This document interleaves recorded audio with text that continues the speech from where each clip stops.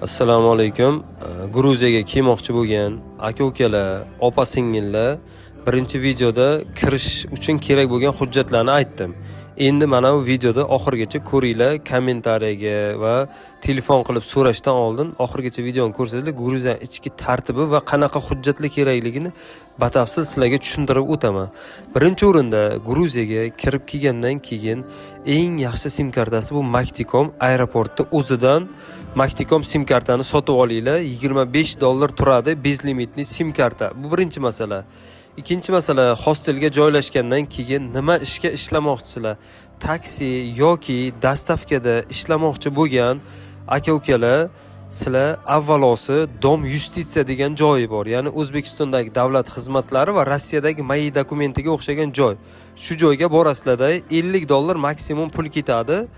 IP qildirasizlar. IP ya'ni bu samozaynit. Shu hujjatni qilgandan keyin bemalol taksida ham va dastavkada ham ishlayversangizlar bo'ladi.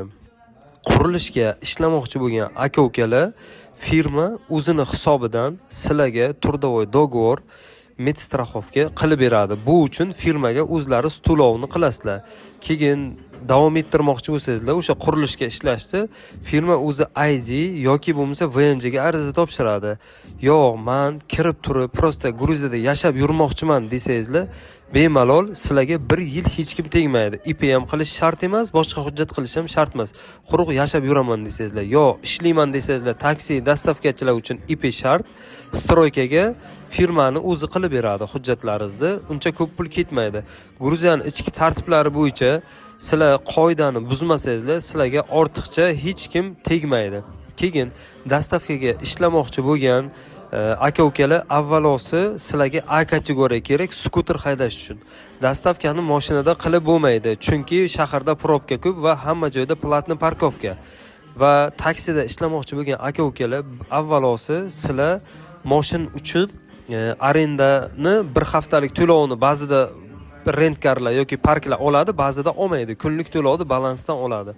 Yoki bo'lmasa taksini zalogi bor. Zalog asosan standart 200 lari. Bu 200 lari $80 hisobida bo'ladi.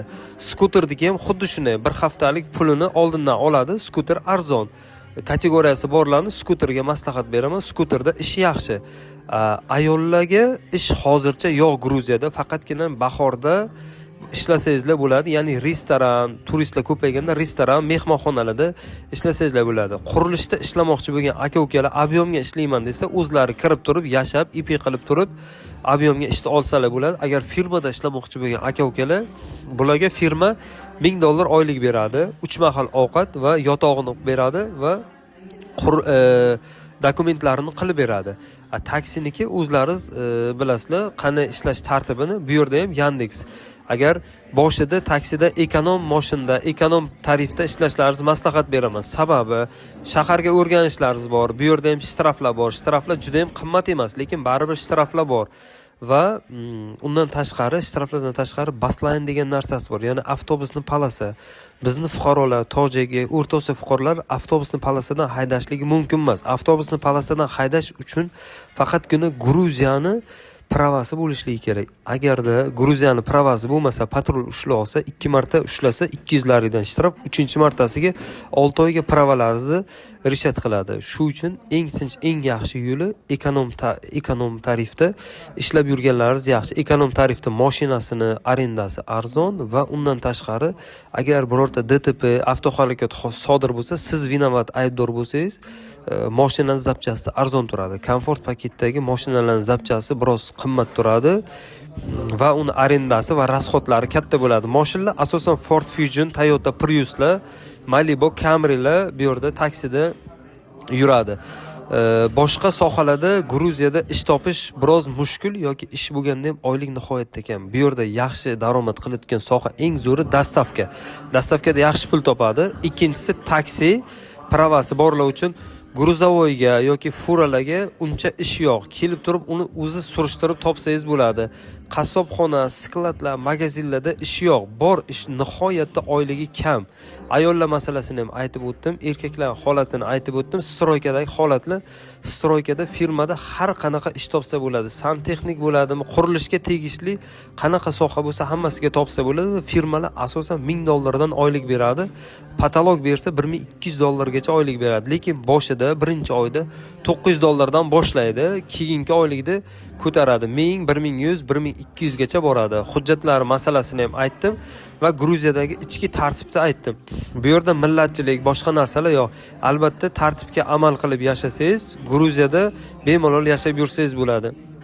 Vaqt soati bilan, hujjatlaringizni tartib bilan qilib borib, IDga, VNJga bemalol topshirsangiz bo'ladi. Avvalosi IP qilasiz. IP orqali Dom yustitsiyaga murojaat qilasiz. Sekin-sekin hamma hujjatlaringizni qilsangiz bo'ladi. Keyin Gruziyadan O'zbekistonga pul jo'natish eng tinch, eng yaxshi, xavfsiz yo'li Western Union bilan Zolotoy Koronada o'sha chastni banklarni xohlaganingizdan borib jo'natishingiz mumkin. Bu yerda ham tartib qoidalar hozir qattiqlashgan, migrantlarni tekshiruv boshlangan. Tekshiruv faqatgina Gruziyaga kirishda bor. Kirgandan keyin hech qanaqa tekshiruv yo'q. Bu yerda patrullariga, militsiyalarga qo'pol gapirishlik kerak emas. Taksida ushlaganda mashinadan tushib turib pora taklif qilish umuman mumkin emas. Taksidan tushish albatta shart emas. Agar xatolaringizni tushunsangiz, body kamerasi bo'ladi. Ular siz uchun shtraf yozadi, ketadi. Shtrafni vaqtida to'lasangiz, sizga skidga tushadi. Shtraflarni eng qimmat shtraf Basline 100 lari, bu 80 lari to'lasangiz, где-то bir $30 bo'ladi. U avtobusni palasa. Gruziyadagi tartib va holat shunaqa. Kirganingizdan keyin IP qilishligingiz, dastavka taksi stroykada ishlashingiz mumkin. Ayollar uchun hozircha ish yo'q, faqat bahorda boshlaydi. Oyliklar ayollar uchun nihoyatda kam. Tbilisida yaxshi daromad qilsangiz bo'ladi. Batumida ham, Tbilisida ham stroykalarda yaxshi daromad qilib ishlasangiz bo'ladi. Gruziya har tomonlama qulay mamlakat. Eng muhimi siz bu yerga kirib olsangiz bo'ldi. Gruziyaga kirish uchun kerak bo'ladigan hujjatlarda qiyinchiliklar tug'ilsa, bemalol murojaat qilishlaringiz mumkin va Gruziyani ichkarisida har qanaqa xizmat bo'lsa, bemalol murojaat qilishlaringiz mumkin.